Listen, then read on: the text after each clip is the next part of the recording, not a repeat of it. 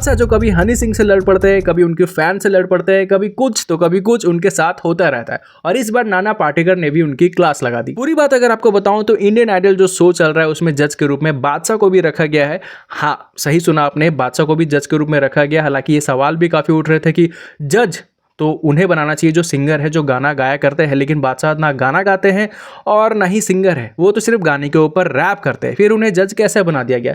चलिए इसका आंसर भी आपको आगे मिल ही जाएगा। होता यह है कि एक दिन गेस्ट के रूप में नाना पाटेकर शो में आते हैं, तभी एक कंटेस्टेंट की माँ बहुत प्यार से बादशाह से पूछती कि बेटा तुम ये रैप कैसे कर लेते हो। इसके बाद नाना पाटेकर भी सेम सवाल दोहराते हैं और कहते हैं कि हाँ मैंने भी तुम्हारा कुछ सुना नहीं, तुम करते क्या हो। सभी लोग बादशाह की ओर देखने लगते हैं। बादशाह थोड़ी शर्मिंदा होकर अपना चेहरा नीचे करते हैं और सभी को लगता है कि अब वो कुछ गा कर सुनाएंगे, लेकिन ऐसा कुछ नहीं होता है। वो नाना पाटेकर को ये जवाब देते हैं कि अभी जितने अच्छे से आपने यहाँ पर आकर मुझसे मिला, अगर मैं आपको अपने बारे में बताऊं, अपने गाकर सुना दूं, तो मुझे नहीं लगता कि आप दोबारा मुझसे इतना ही अच्छे से मिलोगे। बाद उन माता को भी ये कहते हैं कि अभी आपने जो कहा वो एक लय में कह दो, यही रैप हो जाएगा। और इसी के बाद वो जिस अंदाज में हंसते हैं, ऐसा लगता है कि वो अपना रैप का मजाक खुद ही उड़ा रहे। वहीं सामने नाना पाटेकर भी उन्हें काफी गुस्सा से देखने लगते हैं कि भाई तू कहना क्या चाहता है। हालांकि ये शो का एक गिमिक हो सकता है ताकि ज्यादा से ज्यादा टीआरपी बटोरा जा सके, लेकिन सोचने वाली बात यह है कि टीआरपी के लिए भी जज के रूप में बादशाह को रखा जाए ताकि कुछ ना कुछ इनका साथ होता रहे और हमें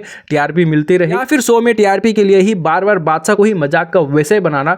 वह आप सोच ही सकते हो कि बादशाह का अभी मतलब क्या कंडीशन चल रहा है। भोला भाला था, सीधा सादा था।